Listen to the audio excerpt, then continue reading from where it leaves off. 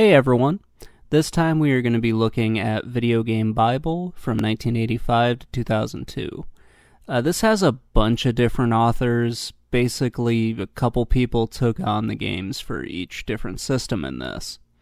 It's a pretty interesting book to flip through. It's basically a pricing guide that covers a lot of different systems from the 80s and in the 90s as well. So, as you can see here, they cover the TurboGrafx. They will cover the actual TurboGrafx 16, the TurboGrafx CD, the Duo, and I think one other one as well. But they also go into the NES, the SNES, the N64.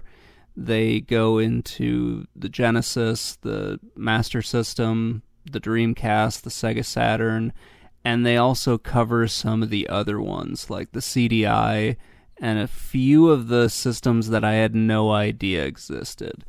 There's a lot in this book, so I'm not going to cover everything, and I'm just going to kind of pick my spots and talk about some stuff.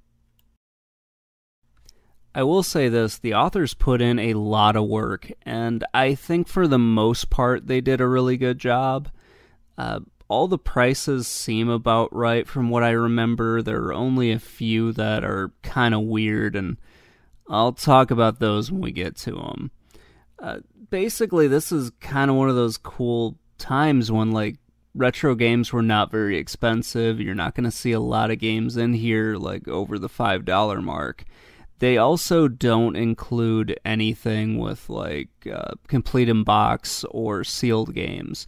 They just give one flat rate, which is basically the loose cart rate.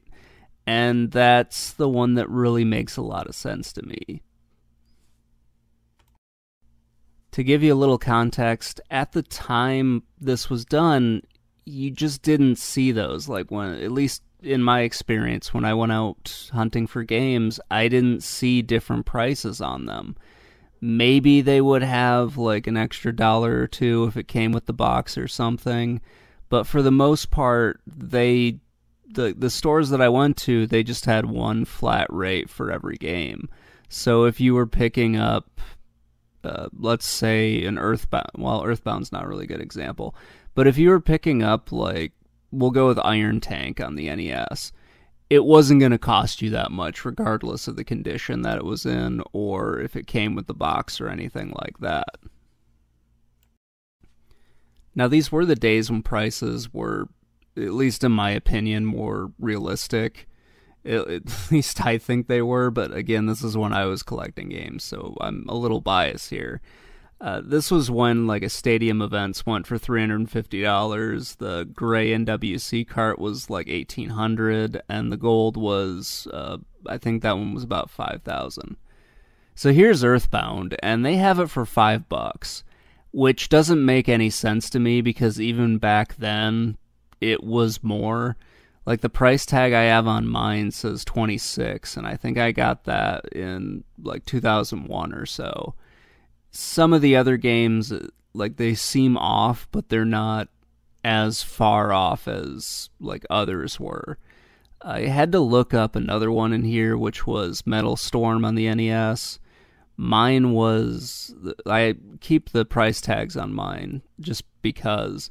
Mine was $2.99, and I bought that in, like, 2007 or 2008. And the price they have here is $5. So you can see the prices didn't move a whole lot, especially early on. On top of the prices, they also throw in some stuff on each console, and a little bit on the collecting market at the time. And it's kind of interesting to read what they have there and how close it mirrors what's going on today. Or at least what was going on earlier. Today's a whole different frickin' animal. But they have it in there where there's like this disconnect, even back in 2002, and when they were doing their research, which was really between, I think, like 99 and 2002. And they talk about how some collectors are basically hoarding certain games in order to drive up the prices or something like that. And yeah, that kind of happened throughout the 2010s as well. And it kind of led to some of the just absolute stupidity that's going on now, where you've got collusion with Wata Games and all that other stuff, where they're basically working with heritage auctions to create this fake market that's turning into a retro video game bubble. It's kind of annoying, and it kind of sours me a little bit on collecting and everything like that. But, that enough of that for right now. Let's get back to the book, basically. This brought me back to a lot of times that I'll talk about in a little bit. Just back with a lot of like childhood memories, and mostly like high school memories, that sort of thing. There are a lot of issues, I think, with this, just because, really, with not even the reviews, but like the descriptions of the games. And this is where I think this book kind of falls apart a little bit. Reading some of them, I question whether or not they actually played the game or knew anything about it when they were writing some of these. The description of, especially like Mutant League Football and Mutant League Hockey, it just doesn't make any sense. You can see which games they're pretty biased against, because not the same authors didn't write each one. So they essentially gave one system to a couple of people, and they did what they were going to do. Let me just say it that way. They finished what they were going. They finished the system, but it seemed pretty weird to me, just the way they went about some of these things. Dick Tracy on the Sega Genesis was one where they didn't really talk about the game. The guy just talked about how much he hated the movie, and that meant the game was bad.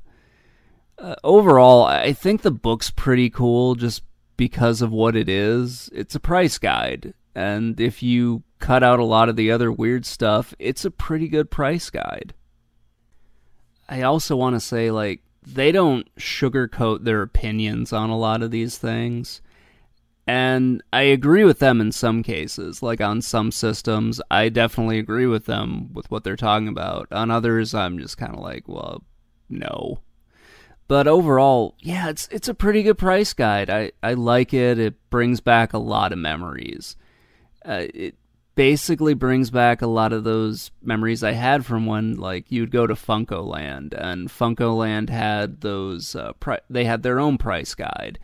Basically, the sheet of newspaper that would just list as many games as they had. I think they had all of them in there, but that was kind of what we had growing up, and it gave you a basic idea of what was going on.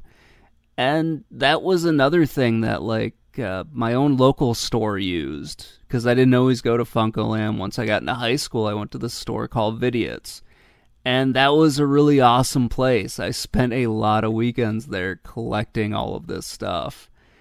But yeah, going back and looking at these things, it just reminds me of collecting video games from when I was in high school and that sort of thing. And yeah, I spent a lot of weekends at Vidiot's just hanging out and checking out all the different games and picking up a lot of the different ones. I started off just picking up all the different games that I had, mostly when I rented them from the store, usually from just Blockbuster or Family Video or something like that. And it's just kind of a cool hobby. Granted, I went a little crazy when the 2000s came around, but yeah, it was just always fun to collect these things. Anyway, guys, that's going to wrap it up. Let me know what you think in the comments below, and, let me know what some of your memories were of collecting video games, or even renting them, or just, any memory you have of video games, or what your opinion is of the current, video game collecting market and whatnot. So, anyway, guys, have a great night. Talk to you later. Bye.